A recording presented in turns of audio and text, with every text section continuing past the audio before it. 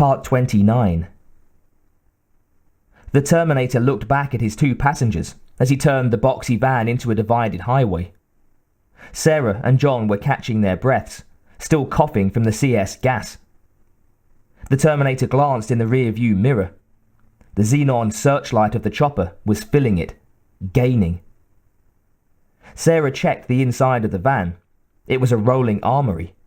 There were rifles, ballistic vests, all manner of equipment. "John, get under these! Hurry!" He sat against the front bulkhead of the van, and Sarah piled bulletproof vests on top of him, completely covering him. Then she grabbed two M16s from the wall rack and loaded them. She started on a shotgun as the Terminator expertly slew the unstable vehicle around cars and trucks that seemed to be crawling by comparison. The van hit its top speed of 80. They swerved to miss the back end of a white 18-wheel tanker truck, which was good because the large blue letters on its side read, "Cryoco Inc., Liquid Nitrogen Supply," and hitting it would not have been survival promoting. The chopper swung in behind them, closing fast. The T-1000 reached through the shattered canopy with the MP5K machine pistol and fired. The back of the van clanged with the hits. The Terminator steered side to side, trying to throw off the T-1000's aim. The unstable vehicle screeched and wobbled, on the edge of control. But the door windows were blown in, and the slugs careened around the inside like BBs in a tin can, narrowly missing Sarah and splunking into the pile of protective vests covering her son. Sarah had had enough of being victim. Once before, she had experienced a rage when the first Terminator had shot Kyle. It seemed as if it wasn't quite enough when she was the target. If someone she loved were attacked, a fury so deep she didn't know where it could possibly come from welled up, as if all the militant angels on some other plane of existence channeled righteous defiance through her soul. In any case, she felt the red-hot rage drive her to kick the back door of the van open and whip up the M16. She opened fire, screaming at the top of her lungs, as the bullets, messengers of her will, riddled what was left of the chopper's canopy. The T-1000 returned fire, stitching the van with hits. Holes were punched through the thin sheet metal walls, ripping up the interior. The vests covering John were hit repeatedly. Sarah ducked behind two Kevlar vests on the inside of the back door as bullets whizzed around her. In the reload lull, she popped back out and fired in controlled bursts, aiming for the rotors. A few shots sparked off the blades. Her M16 emptied, and she grabbed another. The Terminator swerved around a battered pickup truck that was changing lanes, clipping its rear and knocking it sideways, skidding out of control. A moment later, the helicopter passed it, the rotor just clearing the top of the cab. Sarah kept firing. So did the T-1000. She took a hit in the thigh, and several rounds hammered into her Kevlar vest. She was thrown back onto the floor, sprawling off balance, an exposed target. The Terminator saw the T-1000 aiming to fire again. He locked up the van's brakes. Tires screamed as the vehicle shimmied. Sarah was thrown forward, sliding up to the bulkhead next to John, out of direct sight. But Sarah and John looked out the back of the van at a horrifying sight. The helicopter rapidly enlarged, swimming right into the back of the van. It was rocked up off the pavement and thrown forward, as if a giant hand had scooped it a few feet off the highway and flung it a couple of yards down the road. The rotor disintegrated. The back door of the van was crushed in as the canopy and the whole front of the fuselage were hammered into junk, trapping the T-1000 inside the twisted metal. The chopper hit the pavement, flipping sideways, and cartwheeled, smashing itself into a shapeless mass of twisted metal and falling away behind the van, tumbling end over end. The Terminator fought to control the van, which was fishtailing violently from the impact. It smashed against the central divider, screeching along the concrete, then pulled away. The Terminator pressed the accelerator to the floor and the van climbed back up to 80. He swerved to avoid an ugly pickup, moving like a constipated snail ahead. The right front fender of the van, crumpled by slamming the wall, was soaring into the tyre. It suddenly sheared open, peeling off the rim. The steel wheel ground across the pavement, striking trails of sparks, and the van slid sideways and toppled. Steel screamed on pavement as the van ground to a stop on its side. Inside, John crawled to Sarah, who was groaning and holding her bleeding leg. She was white with shock. "Mom!" John said. She slowly turned to him, breathing shallow, disorientated. The Terminator was beginning to extricate himself from the crumpled driver's seat. Back down the road, the helicopter wreckage was a smoking, crumpled ball of junk metal. Behind it, the tanker truck braked hard, shuddering and groaning, trying to stop as it roared up on the bizarre obstacle. The big tires locked up in clouds of tire smoke. The rig finally came to a shuddering stop, just short of the helicopter debris. Dana Short jumped down, totally awed, his blood pounding through his body. After his near scrape with that crazed psycho, he had been too nervous to drive that same route the next day, so he'd asked for, and got, a trade with Wilson. He preferred hauling vegetables. He was going north now, instead of east and south, and the route had gotten him away from the desert crazies. But now he was beginning to doubt the wisdom of his choice. He had already seen 2 other accidents tonight. He had been idly allowing his mind to drift, and the waitress's face had come into view, the one from the roadside diner. What was her name? Claudia? Her breasts. Then the pile of debris in the road had suddenly loomed, and he'd had to lock all his brakes. He'd felt the tons of pressurized and extremely cold liquid nitrogen surge towards the cab, and he panicked, imagining it blasting through the tank wall and instantly turning him into a human popsicle. Dana glanced around, looking, with welling nausea, for signs of survivors.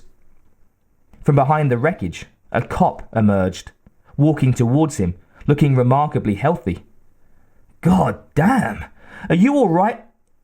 Dana managed to get out, before... Shh! The T-1000 drove a blade through his abdomen and walked on past without slowing, or even looking at him. Dana sank to his knees, reaching for the hot furnace of pain that his stomach had just become. He could feel things loosen and shift as he slapped his hands over the gushing tear in his belly. Before it really hit him that he had been badly cut open, he watched, dumbfounded, as the policeman with the harpoon hand calmly climbed into the open cab of his tanker, then released the brake. The huge vehicle bellowed and rolled forward, churning out exhaust like a berserk dragon.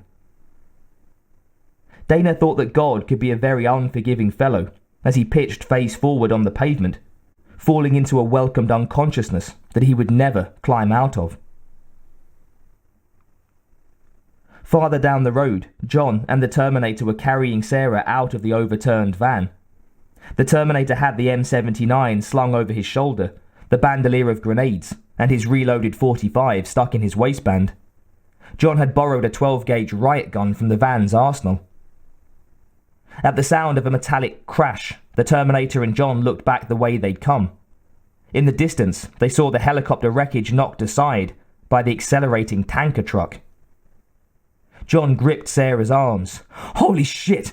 Come on, Mom! We got to keep moving! Come on!" The pickup truck they had passed seconds earlier screeched up to them. The astonished driver was a Hispanic in his 50s. He leaped out of the cab to offer them help. The Terminator approached and said, "We need your vehicle." Without waiting for a reply, the Terminator stepped past the driver and slid Sarah into the front seat and climbed behind the wheel. John ran to the passenger side. The driver nervously backed away, knowing better than to try and stop these bloody, crazed people. The tanker roared towards them, spewing smoke from its chrome stacks as it shifted up through the gears. The Terminator jammed the pickup into gear, checking the rear view. The tanker was 100 feet behind them now, and accelerating. The Terminator quickly estimated 7 seconds until contact. Plenty of time.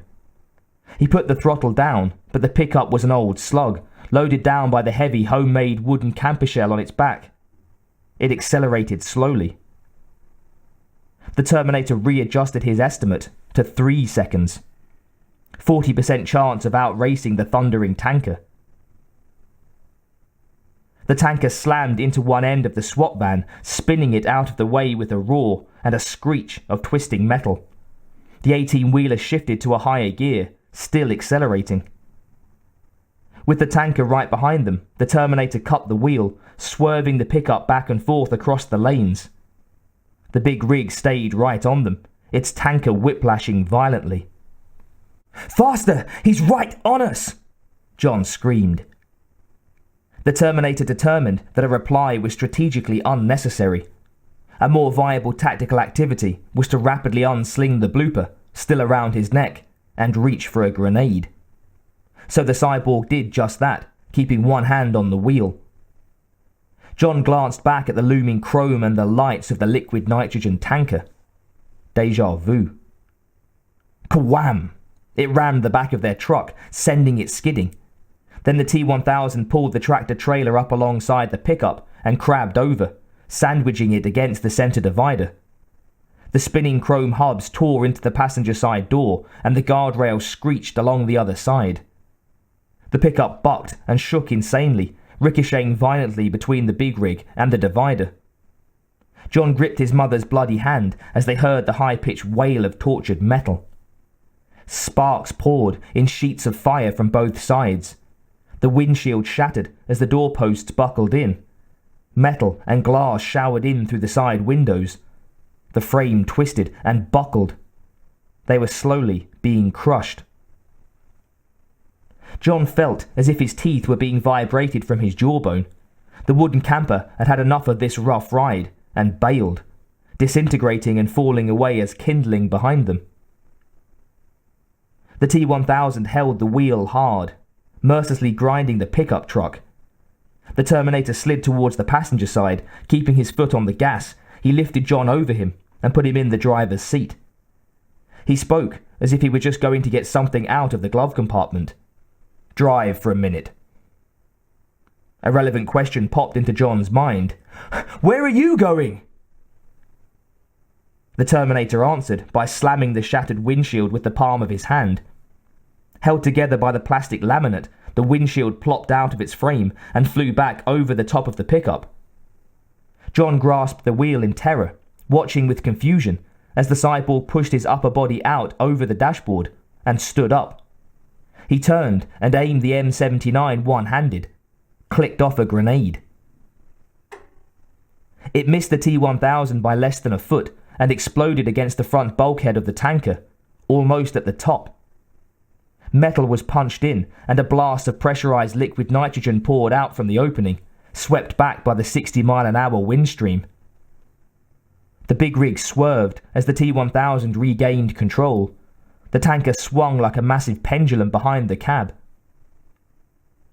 As the big rig backed off a little, releasing the pickup from the vice, John accelerated, terror compelling him to slowly get back out in front by a few yards. But the tanker was gaining again, trailing a swirling comet tail of nitrogen vapor. The Terminator, still standing, opened the breech and started to reload. John cut across the highway and took an off-ramp. The T-1000 swerved the smoking behemoth across the lanes and down the ramp after them, picking up speed. Now it was 20 feet behind them, and closing. The Terminator snapped the breech closed and fired. The grenade hit the front grille and blasted open the radiator and tore off half the hood. Steam blasted out, obscuring the whole front of the pickup. Spewing smoke and vapor like some demon locomotive, the tractor-trailer pounded into the back of the pickup, driving it right through the intersection at the bottom of the ramp and straight towards an area of heavy industry. The Terminator struggled to reload amid the chaos and the impacts. He had only a few grenades left on the bandolier. Approaching just ahead were the cold grey stacks of a sprawling steel mill. The gates of California Steel Industries were blasted off their hinges as the semi shoved the pickup truck right through them. John screamed, desperately trying to steer, as the pickup was pummeled from behind. But there was nothing he could do. They were rocketing down the broad thoroughfare that led directly to the vast main building of the plant. The Terminator had been trying to reload a grenade when they went through the gate. It flew out of his hands. There was no time to look for it. Instead, the cyborg grabbed an assault rifle and pulled himself onto the roof of the pickup, leaped across to the bed, taking 2 powerful strides, and then jumped onto the semi's hood and fired point blank through the windshield, emptying the magazine right into the T-1000's face. The T-1000's face erupted with dozens of metal craters. For a moment, the ballistic blows stunned it. The Terminator grabbed the air horn and reached into the cab, yanking the wheel. The semi started to jackknife, almost dream slow. The cab began to swing sideways until its tires were shrieking over the pavement, smashed back at right angles to the tanker trailer, which was now sliding broadside. The juggernaut bucked and shuddered as the tires smoked across the pavement. The whole rig began to topple. The Terminator held on as the side of the cab rolled and became the top. With an unholy scream, like the unoiled hubs of hell, the whole rig slammed onto its side at 60 miles an hour towards the mill. A sheet of sparks 40 feet wide trailed behind it on the pavement, a 4th of July destruction derby. The tickets would have sold well at any price, because this was just the overture. John saw what was behind him, then snapped around to see the building quickly looming. The huge rolling doors were only partly open. No choice. He steered right through them, clipping the sides of the already compressed pickup right into the mill, as the Terminator, with 1 second to go, leaped from the cab, flying through the open doors as the tanker hit the building with a resounding clang. The Terminator fell with a thud to the floor of the mill's main aisle and rolled as only a few yards behind him the tanker trailer smashed into a massive concrete support at one side of the doors. There was a thunderous carnage of twisting metal. The tanker split wide open, spewing a river of liquid nitrogen, pouring out at minus 230 degrees. John hit the brakes of the old pickup, sliding out of control on a patch of slick water. He managed to slow almost to a stop before ploughing into a steel support column head-on. He and Sarah were thrown forward, hard. The Terminator, still clutching the M79 blooper, slid across the floor and smashed through a railing and bounced up against the base of a massive machine. The semi's cab swung around the trailer wreckage into the building and shuddered to a stop. Liquid nitrogen sprayed over the cab, flooding out around it in a hissing wavefront of ultra cold. Freezing vapor swirled everywhere, obscuring the wreck. The Terminator lay still for a moment. He came back online after an emergency internal damage check, then rose on one elbow to survey the scene. In the wrecked pickup, John stirred. He was stunned, blood running from his swelling nose. Dazed, he realized he was in a steel mill. There were sirens, and he could see men running, shouting. He turned to see what they were running from. The wall of nitrogen vapor spread from the demolished tanker, providing a strange vista of fire and ice.